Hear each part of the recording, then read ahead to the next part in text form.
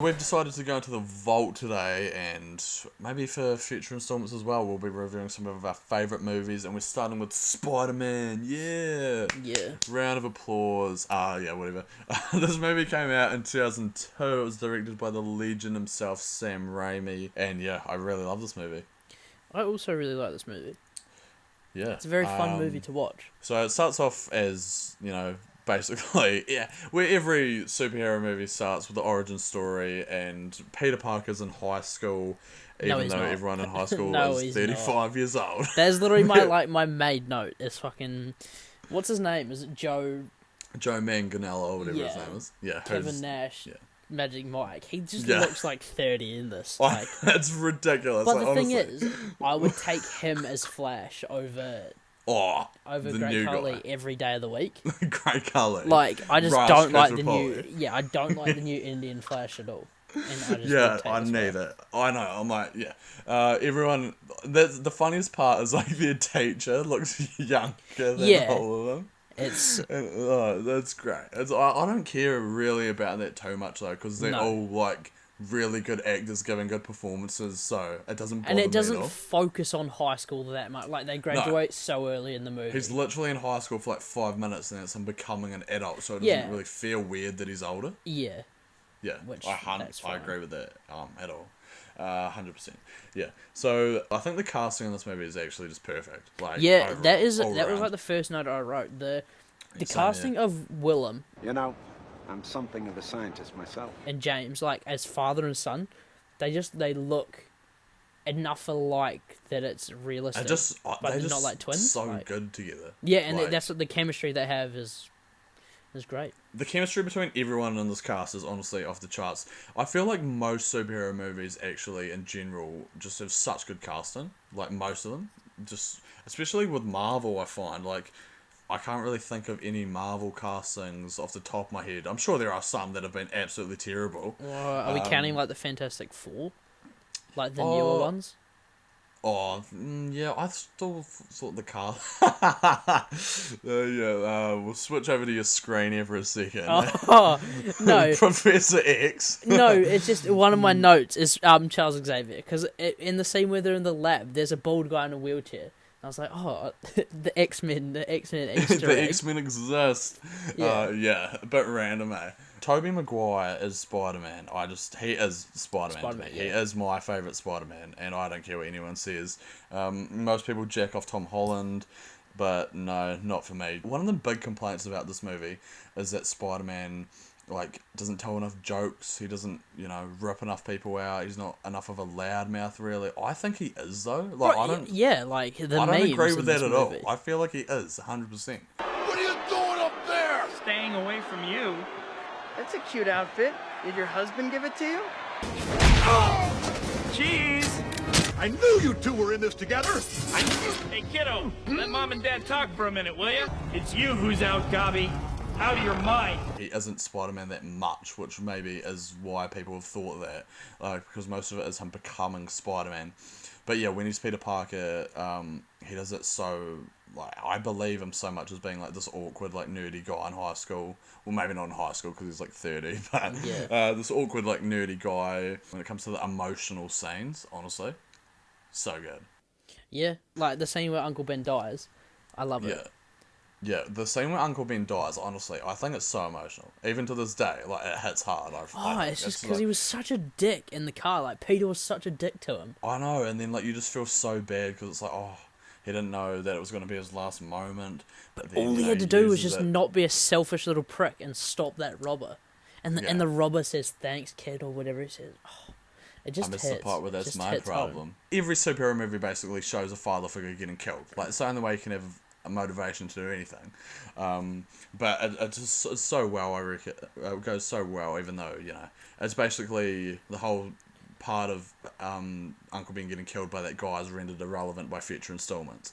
But it's fine. Fuck off, Sandman. Randy Savage is in this movie. Roided to the max. J.K. Simmons as J. Jonah Jameson is so good. Yeah, so literally iconic. One of the best casting choices in the history of film.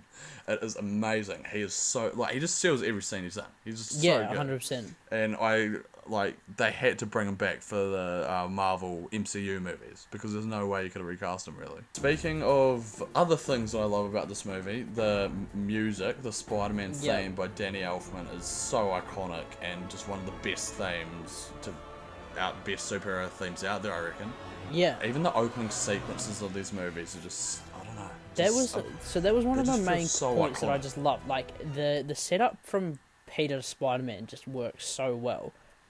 And then the thing that I loved, the scene that I loved honestly more than most was the scene where he draws up all the different variants for the he's coming up with the idea for the suit.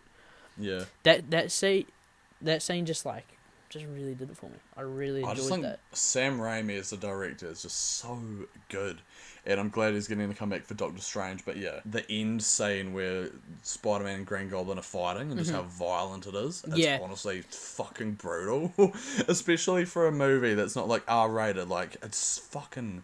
The punches... It's like UFC without a crowd. Like, you just hear them landing. It's just so nasty. Yeah, and then the death as well. Oh.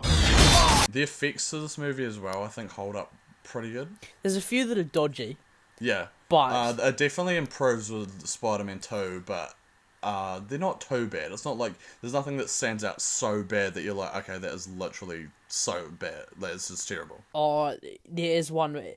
It's the scene where he climbs up, he just discovers his powers and he climbs up the wall and he's jumping from rooftop to rooftop. Oh yeah, and it's just clearly like his head in front of a green screen. That is probably one of my favourite scenes in all of cinema. Is him standing on the edge of the roof. It's like, go Webb, go!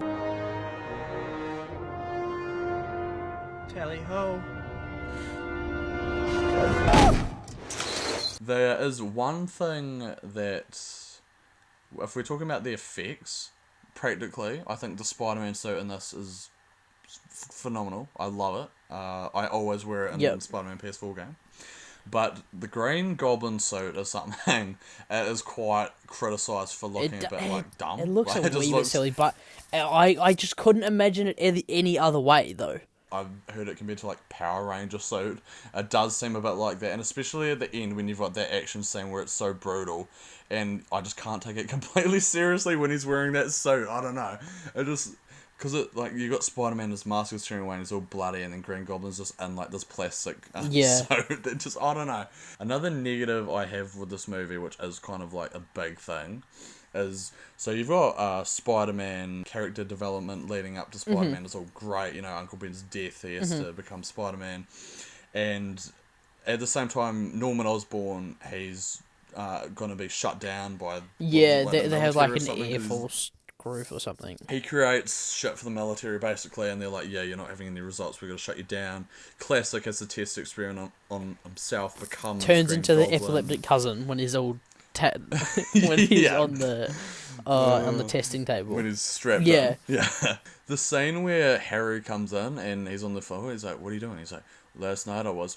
And it's like the big jump scare of that, like, cutting in. Oh, that honestly it still makes me shit myself to this day. But yeah, his whole thing is he's getting kicked out of his company basically because they don't have confidence in him. And it gets sold as well, doesn't it? I think I remember that. You do this to me. Yeah. I started this company. You know how much I sacrificed. Yeah. But after Willem is so good in this movie. But once he kills them all so obviously he can, like, remain in control of his company. Yep.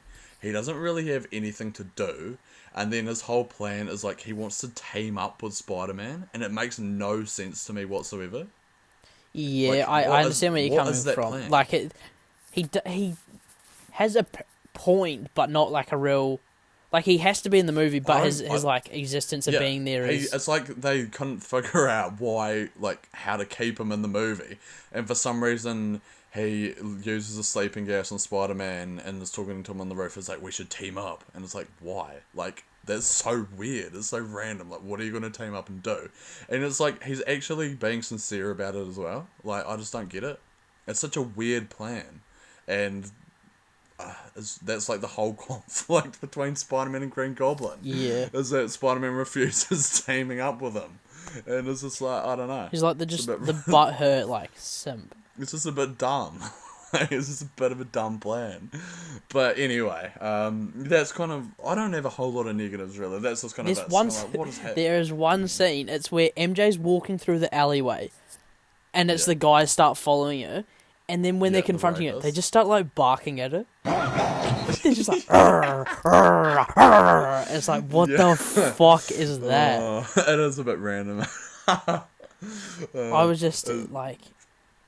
It just confused me. But yeah, the first Spider-Man, still great. I still love watching it to this day.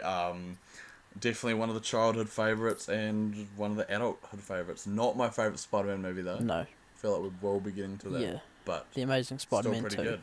And I feel like if it wasn't... Because this movie was so successful at the time. It set like a ton of box office records, making heaps of cash. And I feel like if it wasn't for this, then who knows? This movie just hits different. Like, yeah, it does, but still, I just wouldn't... Spider-Man 2, which we'll be getting onto. That's a whole nother level. Perfection. So yeah, if you've got nothing else to say, then we can wrap that up there. Yeah, no, that's all I've got to say. Stay tuned because we will be reviewing, I don't know when, I'm not setting a date, I'm not setting a schedule, but we will get around to reviewing the rest of them. Some phenomenal, some just unphenomenal. Trash. Not phenomenal at all. And yeah, who have you been today? I have been Rice Boy. I've been Uncle Ben. I've been Bonesaw McGraw. Yes. On the roids. Yeah, we will catch you on the spiderweb side. Yeah. Catch you on the flip side. Peter Parker. Peace.